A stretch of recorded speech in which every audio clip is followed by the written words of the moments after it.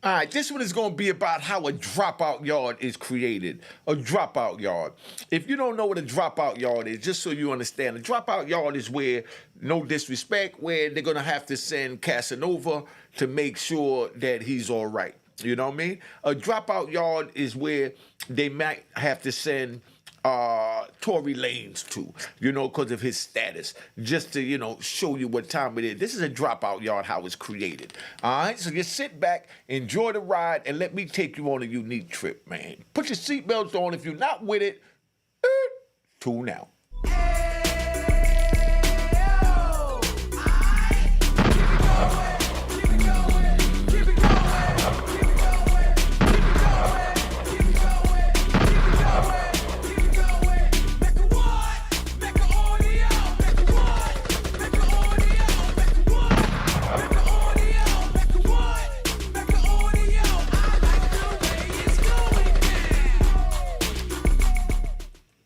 All right, so this is how a dropout yard is created, right?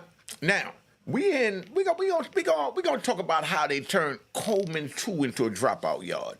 Now, back in the day, you know what I mean? We talking about back in like 2010, early 2010, spring of 2010.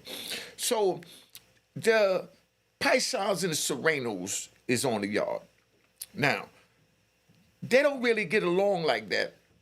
The Serenos feel like they're better than the Pisons. Just keep it 100. That's what I observe. So if I'm wrong, y'all put it in the comments. Y'all let me know because I stand to be corrected because I'm on man time. Now, either the Pisons or the Serenos, I don't remember exactly the way it go. One of them owed each other money. I think the Serenos own the Pisons. They said, y'all ain't supposed to be here anyway. You dudes weak. Y'all ain't got nothing coming. I'm not paying you. So when that happened, they go in the yard. Pisons ain't nothing soft, so they pop off in the yard at Coleman too. So they start stabbing each other. They going at it, and when you have these type of things, everybody have to participate because dudes can't say, "Oh, I'm a Python" when everything is running smooth to get the protection of the Pythons, or I'm a Sereno, or or I'm a Blood, I'm a Crip to make sure they running smooth and the joint running smooth. But when things pop off, you can't say I don't have nothing to do with that beef and I don't deal with this dude and that dude. You have to roll with whatever your crew that you claim to be affiliated with or down with gets into.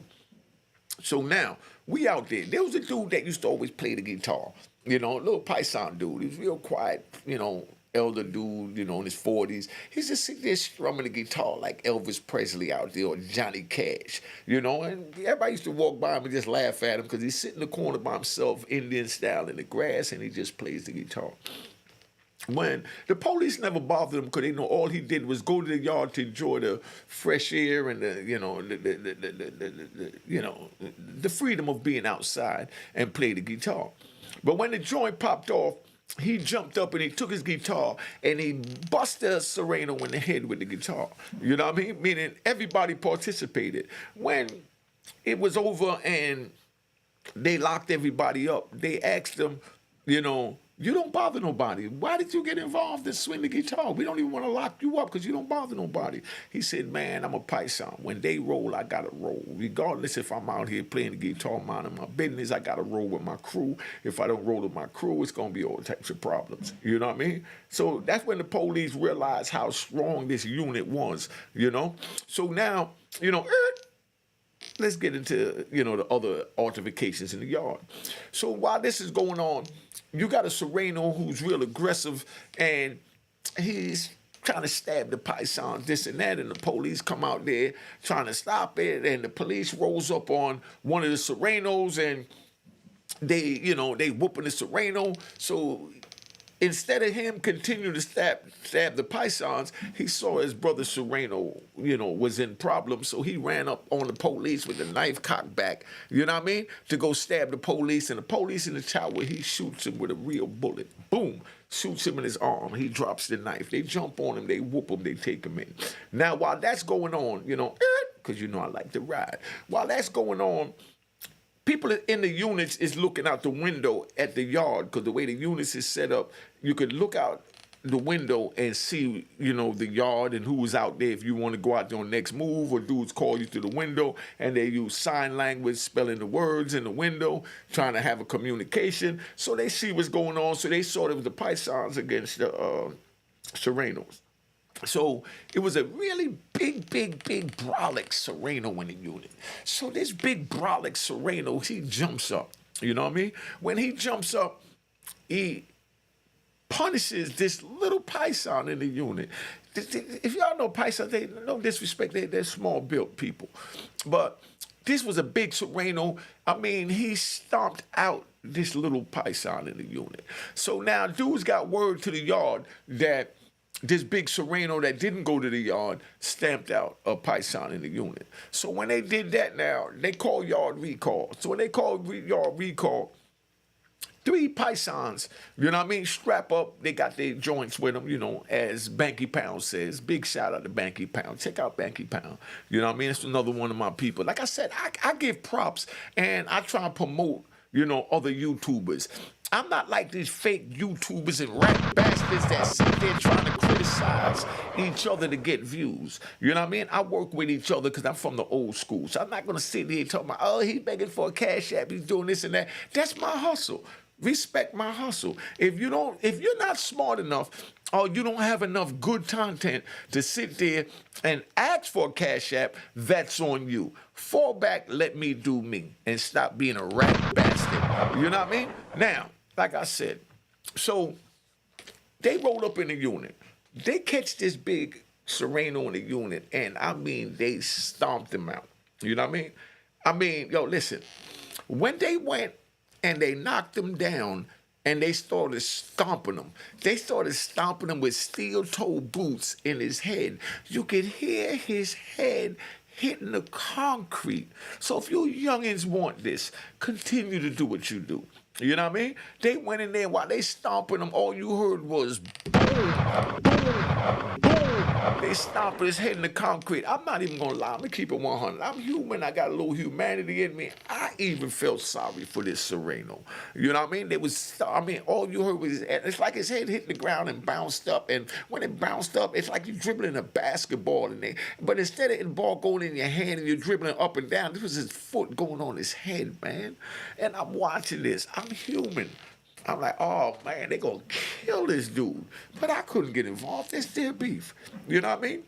So I sat there. I said, oh, my God. So they winds up taking this dude out. So when they take this dude out, the COs come back and, they said, what is going on? What was this about? And I got to keep it, 100. The Pisons and the Serenos, they kept it gangster. They said, man, this ain't got nothing to do with you. This is about, our people. So stay out your business. We did what we had to do, and that's what that is, So now, the word is that 3 Pisons, like I said, snuck in and stomped out the dude, They were stomping his head so hard, So now they said, oh, we got to change this jail up because this was a medical jail. Medical jail is where they send, they have like, they call it, I think, a Care 2. A Care 2 is where they send people with medical illnesses. So they sent me there because, my prostate was starting to act up. I was getting at that age where my prostate was acting up. So they sent me over there to Coleman 2 because it was a Care 2 is what they call it. Meaning they have doctors there to take care of, serious ailments. So now they decided to switch that jail over and make it a dropout yard. A dropout yard is where they send people that dropped out the gang. Before you get on that yard, you have to be debriefed. Then you have to break down the intricacies of the gang to the SIS, which is the Security Investigation Service for the BOP, meaning Bureau of Prison, so that they know that you're really dropping out. You got to tell them something they don't know about the gang, like what the signs mean, how it started, turn over documents or whatever.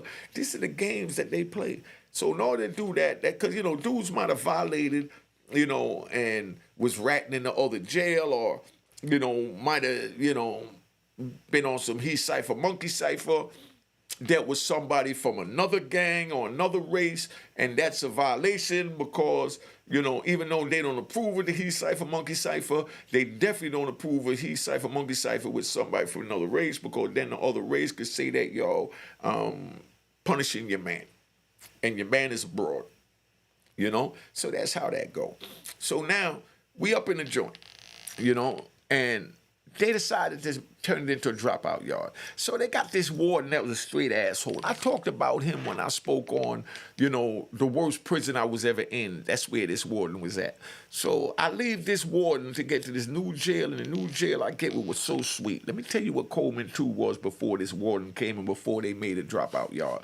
Before that, they had soda machines. You go in there, you could go in the kitchen doing any move with your cup.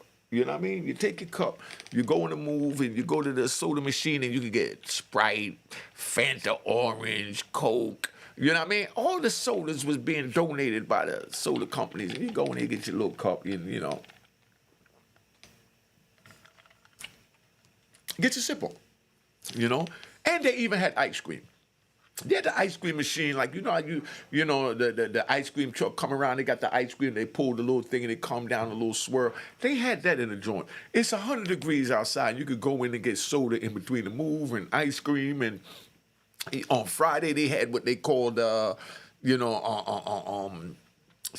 like scallops and prawns. That's what it was, They had prawns. Prawns with some big-ass shrimps. So imagine you're in the prison and you go in the mess hall on Friday evening for dinner, and they got these big-ass broad shrimp seasoned like a mother, and they got black people working in the kitchen, so it's seasoned proper, So you go in there, they got prawns. Then they even had, every other jail had fried chicken once a week on Thursdays.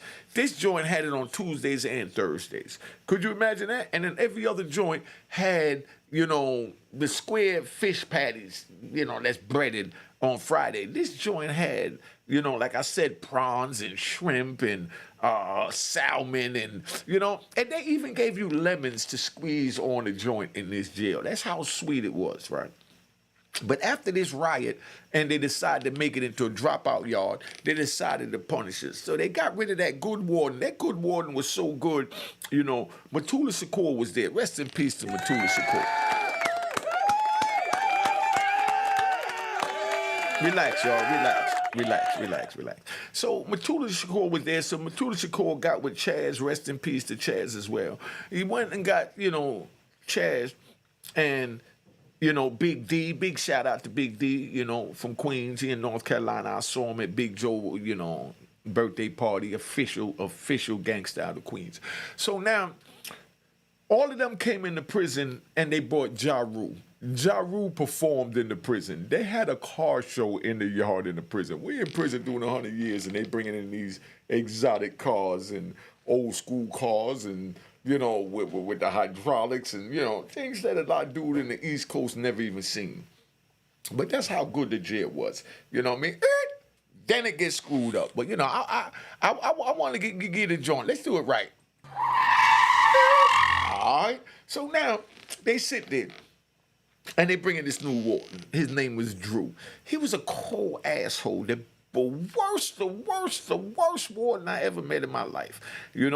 This dude comes there, he takes out the soda machines, he takes out the ice cream joint, he stops the chicken twice a day, he takes out the prawns, and he took everything away. The commissary was so sweet that they had electronic dictionaries where you just type the word in. And we're in prison, so we never even heard of nothing like this, especially when you've been down since in the 90s, because they just came out. I saw one when I was on the street at Sharper Image down there at the pier in New York, right? South Seaport. I saw one at Sharper Image for like $1,500 back then. But they had them in a jail for under $100 when you type a word in it, it's thesaurus and all that, and you could type notes in it and everything. No other jail had it. This warden takes everything out. The commissary was so sweet. Every other jail had either black pair of sneakers or a white pair of sneakers. You see the intricate details that I'm giving you so you can see what the prison was like? You know what I mean? And you youngins listening, yeah, this sound real cool, but I'm letting you know all this is gone, my nigga. You know what I mean? No more. You know what I mean? But they had 3 pairs of sneakers. They had a black pair, because all you could get was black and white. They had a black pair and a white pair, and Everything was high tops, and then they had a cheap pair. They said other prisons. Then they had a cheap pair, some low top, what they call Wilsons, for people that couldn't afford nothing, those $39 sneakers, or then they had the 99, because you couldn't sell nothing for over $100 because they used to do something back in the day where if the police destroyed your property, if you lost something, you fill out a tort claim, and you can say I had a pair of Jordans that cost $300. I had a watch that cost $800. I had a religious chain that cost $2,500. And they had to pay the money out. So then they said that we wasn't allowed to get nothing in the prison that cost over $100, and they wasn't allowed to sell nothing that cost over $100. So now if you file a tort claim, no matter what it's worth, all you can get is $100. You see the game I'm giving you? That's why the Cash App was just on the screen. Remember, the Cash App was created in 2020. Make sure you hit the logo to make sure there's no one in my name. You know what I mean? I don't care if it's $1. Like I said, at least subscribe if you're not sending the Cash App. Hit that like button. So now, this warden takes all that out. When he comes there, he locks the jail down for 6 months. For 6 months, this man locked the jail down. He locked the jail down for 6 months so they could put up fences in front of every unit and fence in the yard and put fences in the unit so that everywhere we go was stuck behind the fence like a dog kennel, 6 months to do that. Then he let us out. So after he let us out, he started this new bull crap. Now, check it out.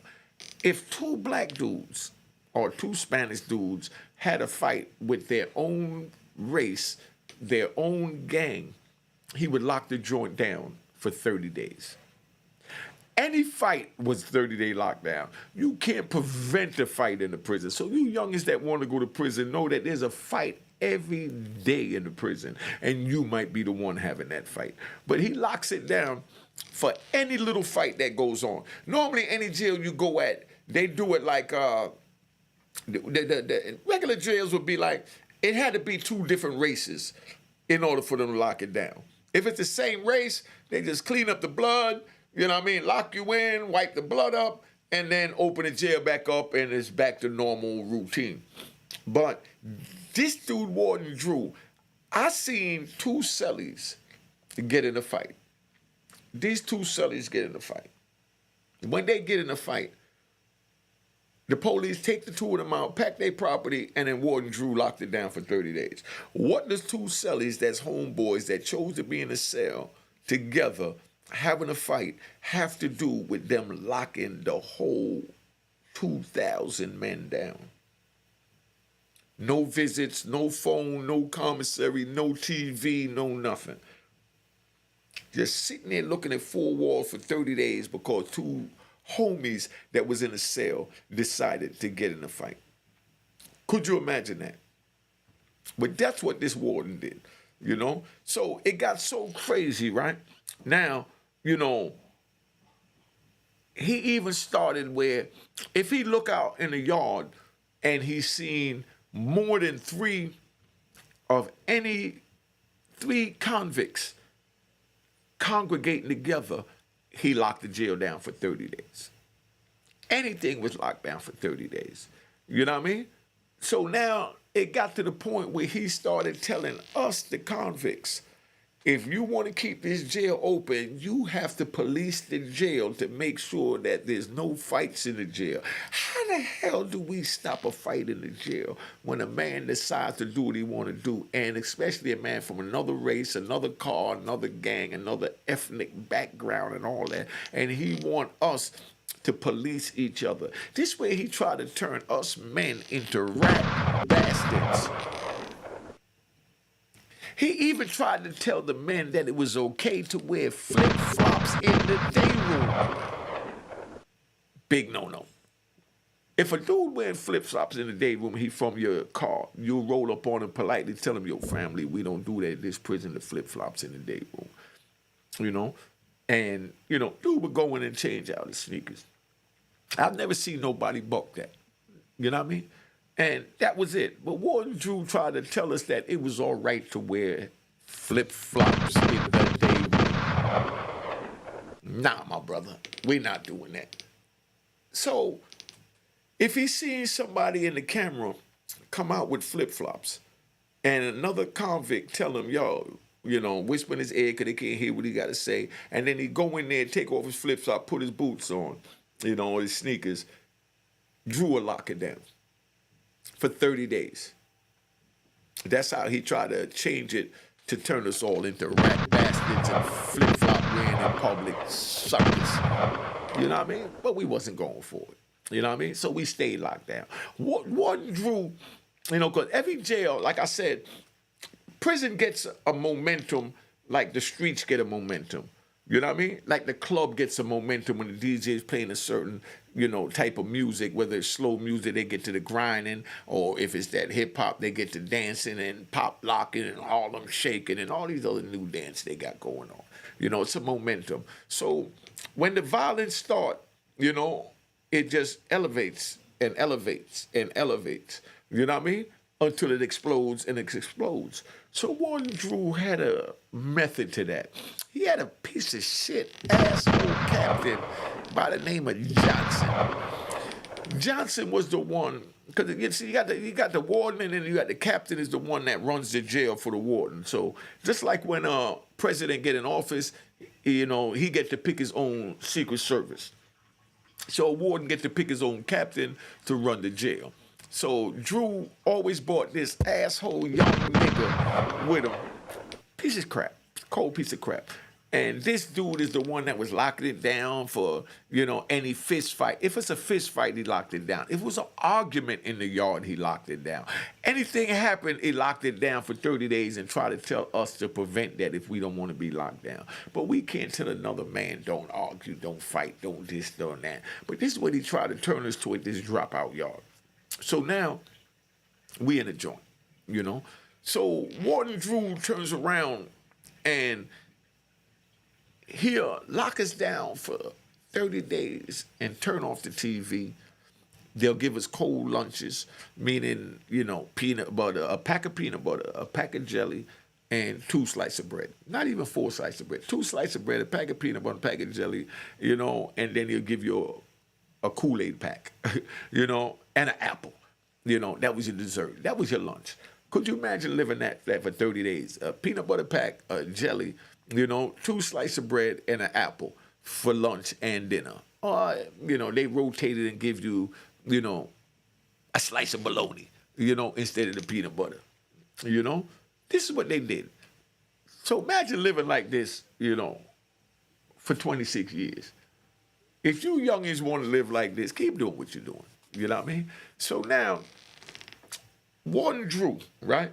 That's how he played this out. He took out everything, the soda machines, the ice cream machines, the prawns, the salmon, the lemons to go with the salmon, and they used to give you like 4 or 5 hot dogs. I mean, this compound was so sweet before Warden Drew, but he just cold tore it up.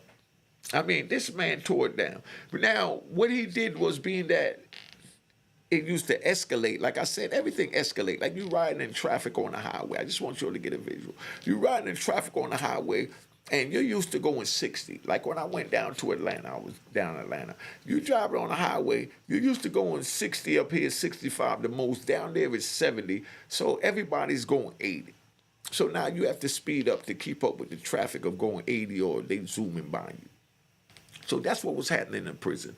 So when everybody's getting hyped up and different things is building up where fights is getting ready to come in, debts is being owed, and you know what I mean, and drugs is being sold, and all this. Warden Drew used to lock it down on every Wednesday. Every Wednesday after lunch, this man would call. I mean, every Wednesday after lunch, we knew we was going to be locked down from 11:30 after lunch, 12 o'clock the latest. By 12 o'clock, we was in the cell until 5 o'clock. 5 hours on every Wednesday, we had to stay locked in the cell.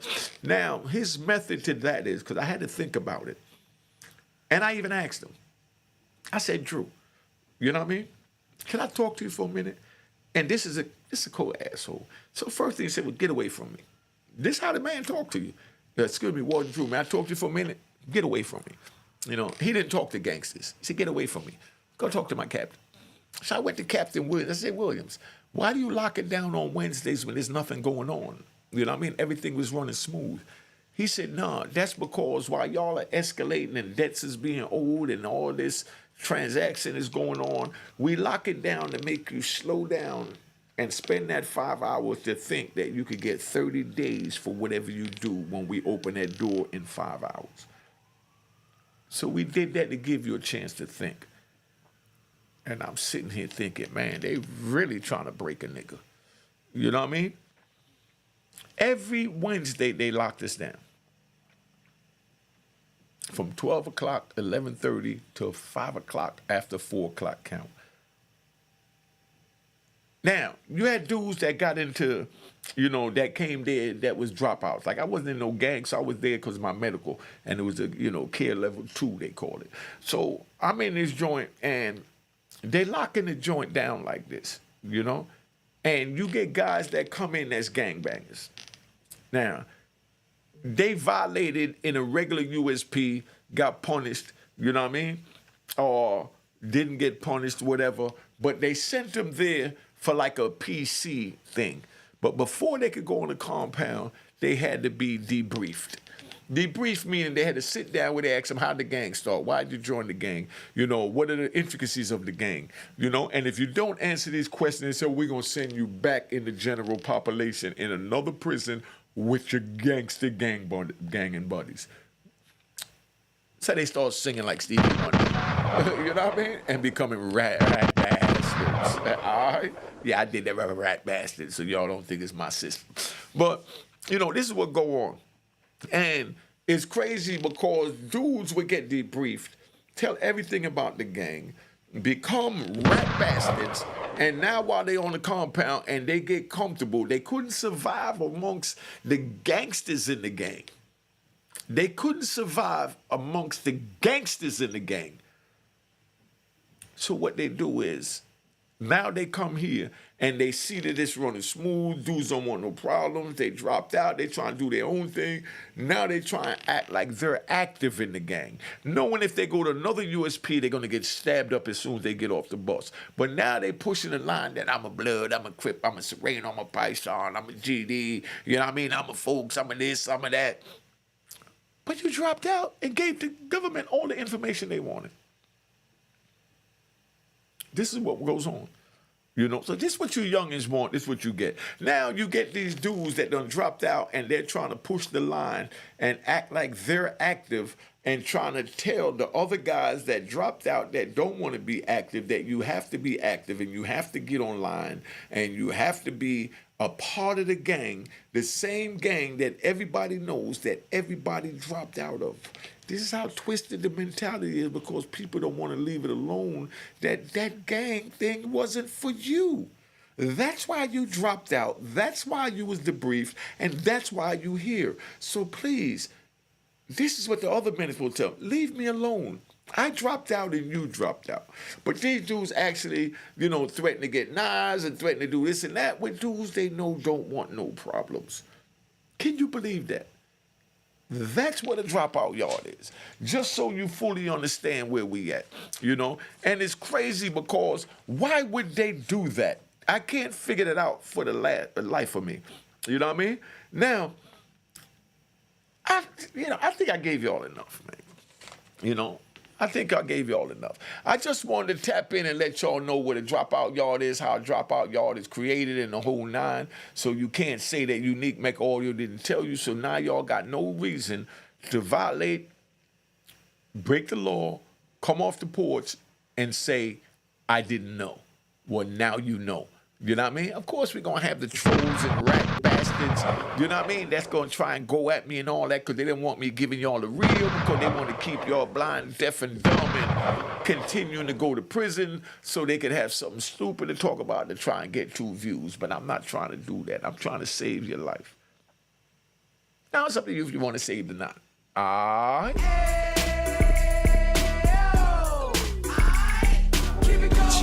Cheers, the crime, the crime, the crime, the crime, the crime.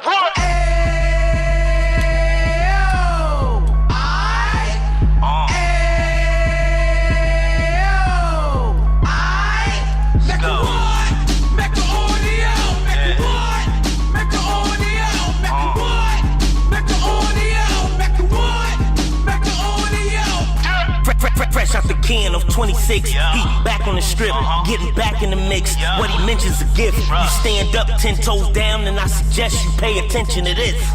Take a little gully posse and put it in Harlem. He cut from the bottom, came up from the bottom. Drop the book, you should go and get it. The Instagram page and the YouTube, you could go and visit.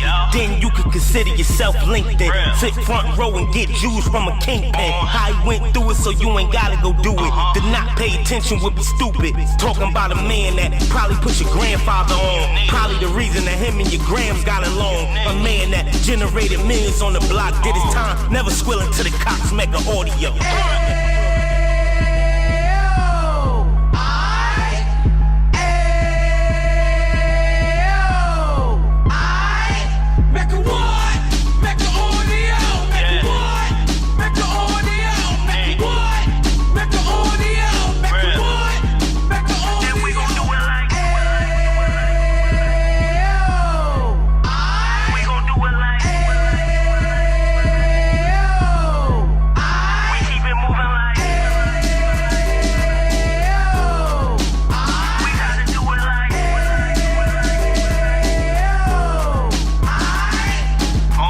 Get it live like 2 G's in the 90s. Drop top beamer so shiny. I let shorty go, she was whining.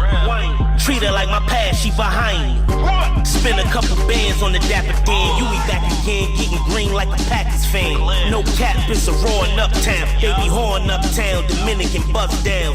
Now we on the positive, we got a lot to give. Now he trying to stop the kids from being inoperative. So take heed, homie, lend it Ed. He started in uptown, he gon' finish dead. But now it ain't about selling drugs, buying cars. It's about buying property to make the community ours. So we can give back to the youth them, cause they the truth them. And bless up to all the rudiments.